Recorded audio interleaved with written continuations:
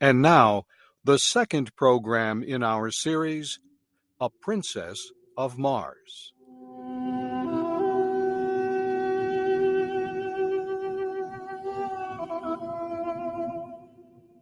The creature with the spear was huge. There were many other similar creatures. They had ridden behind me on the backs of large animals. Each of them carried a collection of strange-looking weapons. The one with the large spear got down from the back of his animal and began walking toward me. He was almost 5 meters tall and a dark green color. Huge teeth stuck out of his face, and his expression showed much hate and violence. I immediately knew I was facing a terrible warrior. He began moving quickly toward me with the spear. I was completely unarmed. I could not fight. My only chance was to escape. I used all my strength to jump away from him. I was able to jump almost 30 meters. The Green Martian stopped and watched my effort. I would learn later that the look on his face showed complete surprise. The creatures gathered and talked among themselves. While they talked, I thought about running away. However, I noticed several of them carried devices that looked very much like rifles. I could not run. Soon all but one of the creatures moved away. The one who had threatened me stayed. He slowly took off a metal band from his arm and held it out to me. He spoke in a strange language. Niktu maktuta sakota. Slowly he laid down his weapons. I thought this would have been a sign of peace anywhere on Earth. Why not Mars, too? I walked toward him, and in a normal voice announced my name and said I had come in peace. I knew he did not understand, but like me, he took it to mean that I meant no harm. Slowly we came together. He gave me the large metal band that had been around his arm. He turned and made signs with his hands that I should follow him. Soon we arrived at the large animal he had been riding. He again made a sign with his hands that I should ride on the same animal behind him. The group turned and began riding across the land. We moved quickly toward mountains in the distance.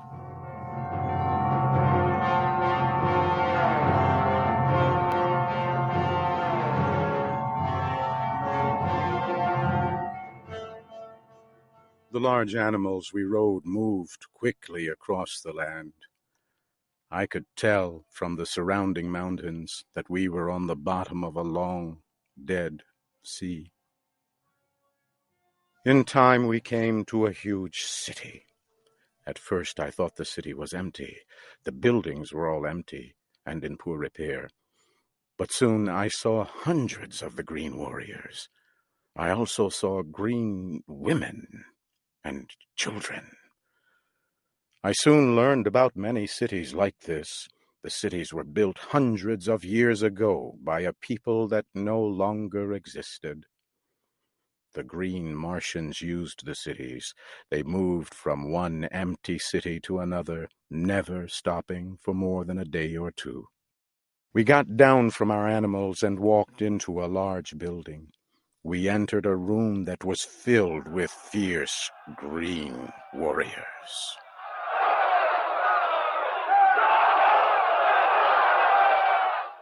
It was not difficult to tell that these were the leaders of the Green Martians. One of them took hold of my arm. He shook me and lifted me off the ground. He laughed when he did so. I was to learn that Green Martians only laugh at the pain or suffering of others. This huge warrior threw me to the ground and then took hold of my arm again to pick me up. I did the only thing I could do. I hit him with my closed fist as hard as I could. The green warrior fell to the floor and did not move. The others in the room grew silent. I had knocked down one of their warriors with only my hand. I moved away from him and prepared to defend myself as best I could, but they did not move. The green Martian that had captured me walked toward me. He said in a clear voice, Tars Tarkas. Tars Tarkas. As he spoke, he pointed to his own chest. He was telling me his name. I pointed to my chest and said, My name, John Carter. He turned and said the word Sola. Immediately, a green Martian woman came close. He spoke to her. She led me to another building and into a large room. The room was filled with equipment carried by the green Martians. She prepared something for me to eat. I was very hungry. I pointed to her and said the word Sola. She pointed at me and said my name. It was a beginning. Sola was my guard. She also became my teacher. In time, she would become a close and valued friend. As I ate my meal, my lessons in the language of the green Martians continued. 2 days later, Tars Tarkas came to my room. He carried the weapons and the metal armbands the green warriors wear. He put them on the ground near my feet. Sola told him I now understood some of their language. He turned to me and spoke slowly. The warrior you hit is dead. His weapons and the metal of his rank are yours, John Carter. He was a leader of one small group among our people. Because you have killed him, you now are a leader. You are still a captive and not free to leave. However, you will be treated with the respect you have earned. You are now a warrior among our people. Tars Tarkas turned and spoke softly. From beyond the door, a strange creature entered the room. It was bigger than a large dog and very ugly. It had rows of long teeth and 10 very short legs. Tars Tarkas spoke to the creature and pointed at me. He left. The creature looked at me, watching closely. Then Sola spoke about the creature. His name is Woola. The men of our tribe use them in hunting and war. He has been told to guard and protect you. He has also been told to prevent your escape. There is no faster creature in our world, and in a fight, they can kill very quickly. Do not try to escape, John Carter. Woola will tear you to small pieces. I continued to watch the creature named Woola. I had already seen how the green Martians treated other animals. They were very cruel. I thought, perhaps this beast can be taught to be my friend, much like a dog on earth. I walked close to the creature and began speaking in much the same way I would speak to a dog or other animal on earth.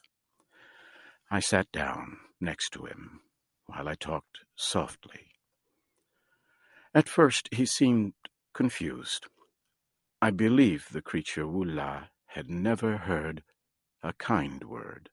In the next several days I gained the trust and friendship of Wula.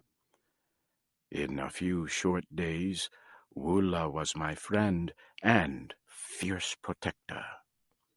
He would remain my loyal friend as long as I was on Mars.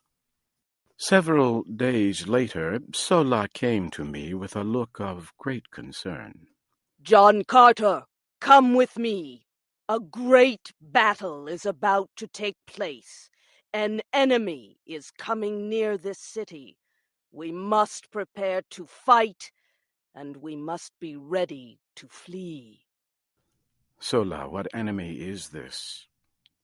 A race of red men who travel our world in flying machines. A great number of their machines have come over the far mountain. Take your weapons with you and hurry. I collected my sword and a spear. I hurried out of the building and joined a group of warriors moving toward the end of the city.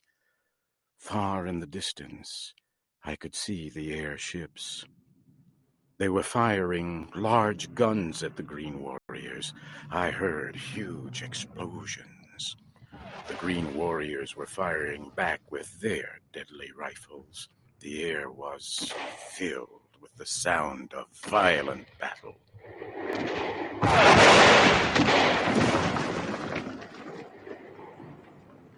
Suddenly, a huge airship exploded. It came down crashing near me. Red Martians were falling from the side of the huge ship, and then it exploded again.